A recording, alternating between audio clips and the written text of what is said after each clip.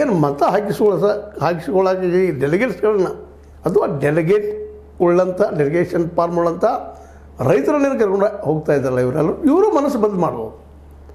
Option ಇರೋದು ಎರಡು. ಒಂದು, ಇವರು ಮನಸ್ಸು ಮಾಡಿ ತಮಗೆ ಬೇಕಾದಂಥ ಒಬ್ಬ ರಾಜಕಾರಣಿಗಳು ಕೆಲವು ಕಡೆಯಿಂದ ಅವಿರೋಧದಾಗ ಅಲ್ಲಿ ಅವಕಾಶ ಇರೋದಿಲ್ಲ. ಅವಿರೋಧಿಲ್ಲದ ಇಲೆಕ್ಷನ್ ಆದಲ್ಲಿ ಮಾತ್ರ ಅವ್ರಿಗೆ ಅವಕಾಶ ಅದ, ಅವರು ಬದಲು ಮಾಡ್ಬೋದ ಗೇಮ್ ಅನ್ನುವಂಥದ್ದು.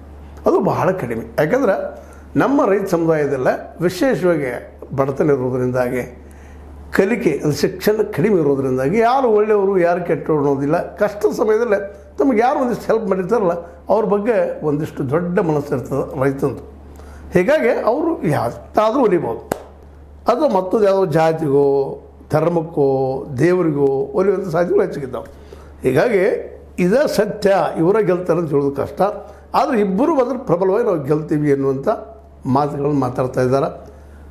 ಅದರಲ್ಲಿ ಯಾರಾದರೂ ಒಬ್ಬರು ಗೆಲ್ಲಬೇಕು.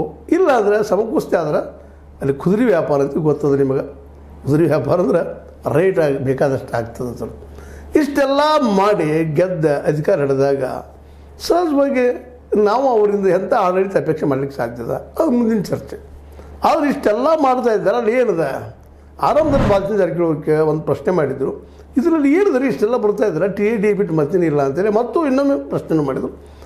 ಮತ್ತು ಇಷ್ಟ ಇದ್ದಾಗ ಇಷ್ಟು ದೊಡ್ಡ ಸಾಹಸನ ಮಾಡಲಿಕ್ಕೆ ಯಾಕೆ ಹೊರಟರು ಜಾರಕಿಹೊಳಿ ಬ್ರದರ್ಸ್ ಪ್ಲಸ್ ಕತ್ತಿ ಮತ್ತು ನಮ್ಮ ಈ ಸೌದಿ ಸಹೋದರರು ಅದು ಸೌದಿ ಫ್ರೆಂಡ್ಸು ಅನ್ನೋ ಸಹಿತ ಇವತ್ತು ಭಾಳ ಚರ್ಚೆ ವಿಷಯ ಇದೆ. ಏನೂ ಇಲ್ಲ, ಅದು ಏನೋ ಲಾಭ ಅದಕ್ಕೆ ಹೊರಟಿದ್ದಾರೆ. ಆದರೆ ನಾವು ಇಲ್ಲಿ ಒಂದು ಗಮನ